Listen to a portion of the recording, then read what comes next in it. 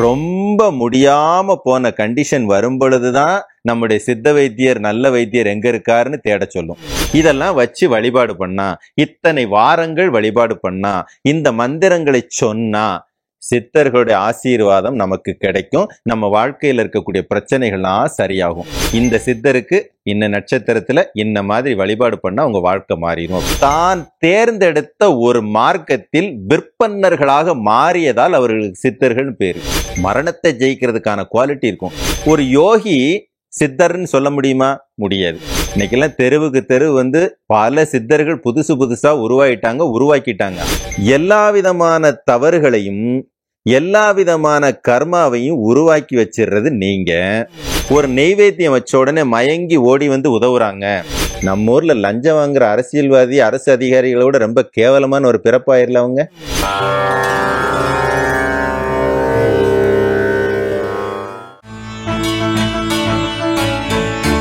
அறுபடை வீடுகளில் மூன்றாம் படை வீடான புண்ணிய பூமியான பழனியில் போகர் சித்தாந்த சபை இயங்கி வருகிறது.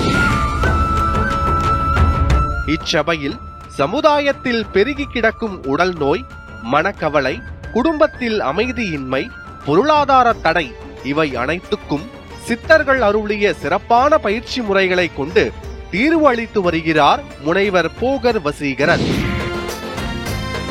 பல பேர் இவர் நடத்தும் பயிற்சி பட்டறையில் கலந்து கொண்டு தங்களது வாழ்வில் சிக்கல்கள் இன்றி சிறப்பாக வாழ்ந்து கொண்டிருக்கிறார்கள்.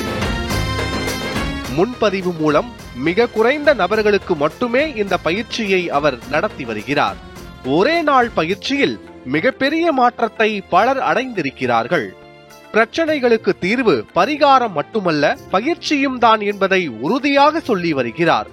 எல்லோரும் வாழ்க்கையை வாழ்வாங்கு வாழ வேண்டும் என்பதற்காக தான் கண்டறிந்த பயிற்சி முறைகளால் பலரது வாழ்க்கையை சிறப்பாக மாற்றி அமைத்துக் கொண்டிருக்கிறார்.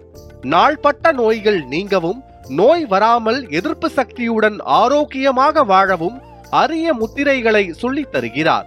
மனிதன் தன் வாழ்வில் எல்லா நலன்களையும் வளங்களையும் பெற்று வாழ வேண்டும் என்று முயன்று வருகிறார். இந்த பயிற்சியால் கேட்டது கிடைக்கும், நினைத்தது நடக்கும் என்பதை உறுதியாக சொல்கிறார். சொல்வதோடு மட்டுமல்லாமல் செயல்படுத்தியும் வருகிறார். குருவே சரணம், குருவே சரணம், குருவே சகலம். உலகெங்கும் உள்ள நியூஸ் 7 தமிழ் நேயர்கள் அனைவருக்கும் பழனி போகர் சித்தாந்த சபையிலிருந்து முனைவர் போகர் வசீகரனின் அன்பு வணக்கங்கள். மீண்டும் உங்களுடன்.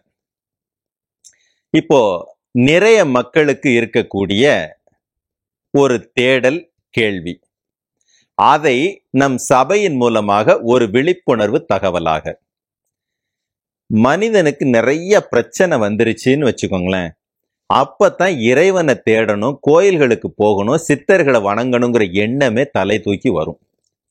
நல்லா இருக்கிற வரைக்கும், காசு பணம் செழிப்பா இருக்கிற வரைக்கும், உடம்புல ஆரோக்கியம் இருக்கிற வரைக்கும் இறைவனை பற்றியோ சித்தர்களை பற்றியோ நம்ம கலாச்சாரம் பற்றியோ நினைப்பே வராது.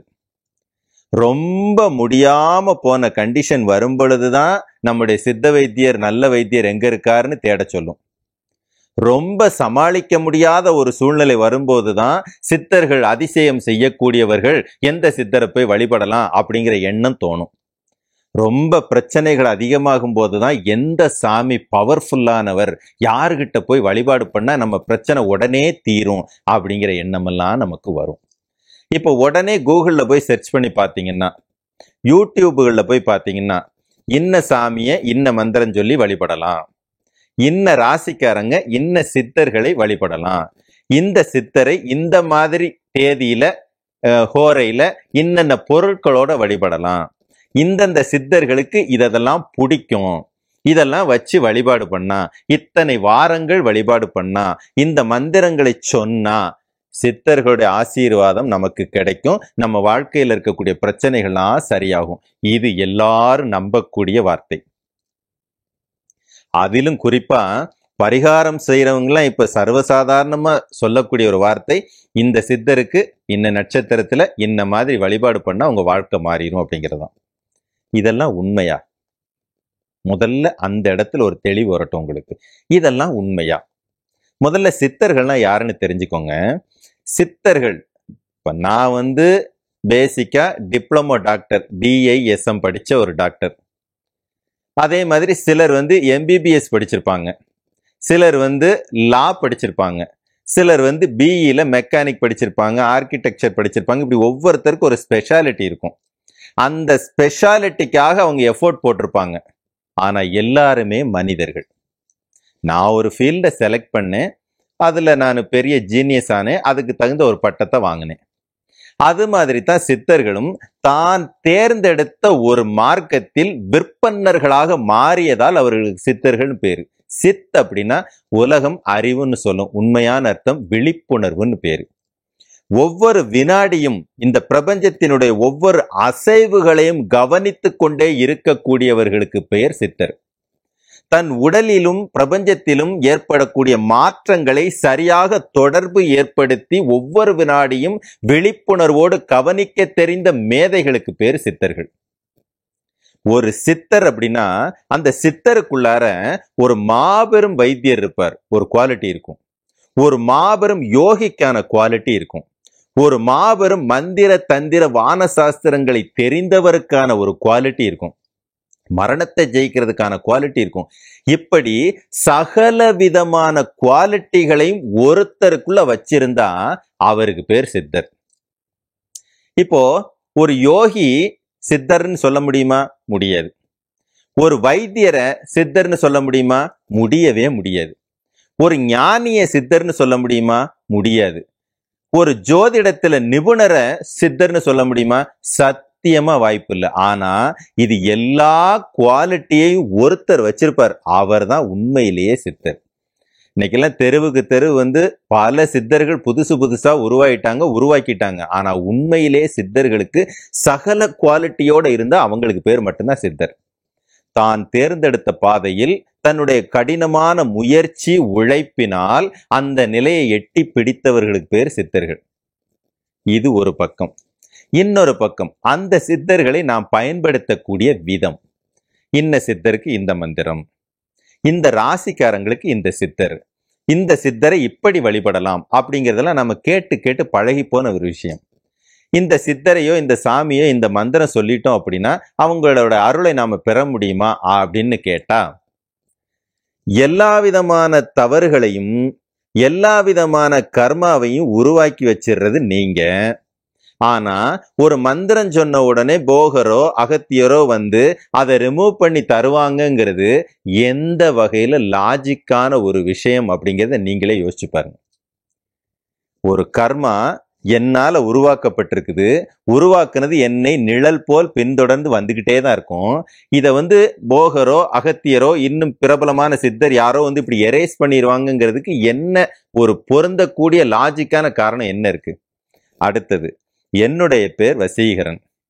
என் பேரை சொல்லி உங்ககிட்ட என் பேரை டெய்லி ஓம் வசீகராய நம அப்படின்னு 108 தடவை சொல்லுங்கன்னு சொன்னா நீங்க என்ன நினைப்பீங்க?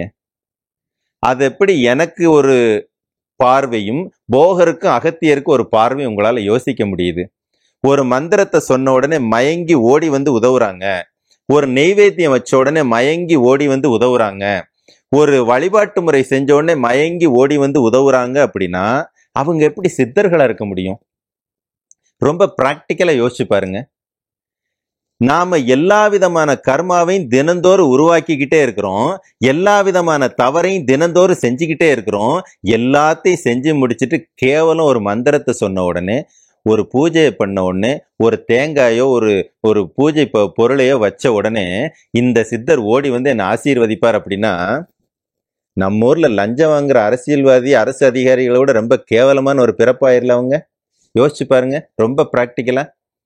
அவரவர் வாழ்க்கையின் நன்மை தீமைகள் என்பது அவரவரால் மட்டுமே தீர்மானிக்கப்படுது. நீங்க ஒரு நன்மையை என்னைக்காவது விளைய வச்சுட்டு அதை போய் இப்படி பிச்சை எடுத்து இதை நான் போகருக்கு கொஞ்சம் கொடுத்துறேன்னு சொல்ல முடியுமா? அப்படி இருக்கும்போது நீங்க செஞ்ச தீமைகள் மட்டும் பிறரால் பிச்சை எடுக்கப்படுது அப்படிங்கறத எப்படி நம்புவீங்க? அப்போ இதுல புரிஞ்சிக்க வேண்டியது என்னன்னா, சித்தர்களை மந்திரங்கள் சொல்லியோ பூஜைகள் வழிபாடுகள் இந்த மாதிரி சின்ன சின்ன ஏமாற்று வேலைகளை செய்தோ அவங்கள மயக்கவே முடியாது. எப்பத்தான் அவங்க நமக்கு வழிகாட்டுவாங்க, ஆசீர்வதிப்பாங்க அப்படின்னா, சித்தர்களுக்கென்று பிடித்த ஒரு குவாலிட்டி இருக்குது. அன்பு, அமைதி, ஒழுக்கம். இந்த மூன்றிலும் யார் தன்னை சீர் செய்து கொள்கிறாரோ, முழு நிறைவுடன் இருக்கிறாரோ, அவர்களுக்கு மட்டும்தான் சித்தர்களுடைய வழிகாட்டுதல் கிடைக்கும். நல்லா புரிஞ்சுக்கோங்க. சரிங்க, ஒரு மந்திரம் இருக்கு. அந்த மந்திரத்தை நான் சொல்லிட்டேன். போகர் தரிசனம் கொடுத்துட்டார். என்ன பிரயோஜனம்? சினிமாவில் ஒரு பிரபலமான நடிகர் நடிக்கிறாரு, அதை நான் ஸ்கிரீனுக்கு முன்னால உட்காந்து பார்க்கிறேன். அது எப்படியோ அப்படித்தான் ஒரு சித்தருடைய தரிசனமும். உங்களுக்கு ரொம்ப ஆச்சரியமா இருக்கு, என்னடா இப்படி சொல்றாரே. ஒரு தரிசனமோ அல்லது அவருடைய ஆசீர்வாதமோ நமக்கு கிடைச்சிருக்குன்னா, என் வாழ்க்கையில நான் எதிர்பார்த்ததை விட ஒரு பிரம்மாண்டமான மாற்றம் கிடைச்சிருக்குன்னா மட்டும்தான் அந்த தரிசனமும் அந்த ஆசீர்வாதமும் நமக்கு பொக்கிஷம். அல்லாத வரையில் அது குப்பைதான். போகருடைய அருள் எனக்கு கிடைச்சிருக்கு, போகர் எனக்கு வழிகாட்டியிருக்கார் அப்படின்னா அது எனக்கு பொக்கிஷம். போகருடைய தரிசனம் எனக்கு எந்த வகையிலும் பயன் இல்லைன்னா அது குப்பை தானே, வேற என்ன சொல்ல முடியும்?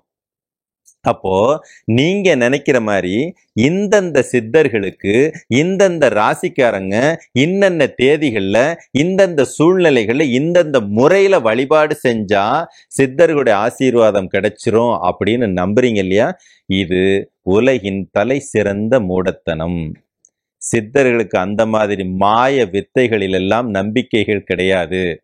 சித்தர்கள் எப்பொழுதுமே ஒழுக்கம், அன்பு, அமைதி யாரிடம் முழுமையாக வெளிப்படுகிறதோ அவர்களை தேடி அப்போ உங்க ஆசீர்வாதம் பண்றதுன்னு அதோட அர்த்தத்தை புரிஞ்சுக்கோங்க. அவர்கள் அந்த மனிதனுடைய வாழ்க்கையில் உயர்நிலையை அடைவதற்கான வழியை இப்படி கையத்தான் காட்டி விடுவாங்க. மீதி எல்லாம் தன்னுடைய முயற்சியினால மட்டும்தான் செஞ்சுக்கணுமே ஒழிய, இப்படி ஆசீர்வாதம் செய்து எந்த ஒரு மனிதனையும் அவர்கள் உயர்த்தவே மாட்டார்கள். ஏன்னா அவங்களுக்கே ஆய்வு இன்னும் முடியாம போய்கிட்டே இருக்குது. அப்படி இருக்கும்போது ஒருத்தருடைய கர்ம வினையை தூக்கி அவங்க தலையில வைக்கவே மாட்டாங்க.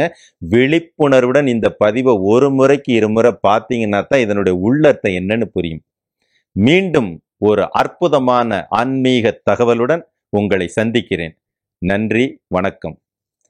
குருவே சரணம்.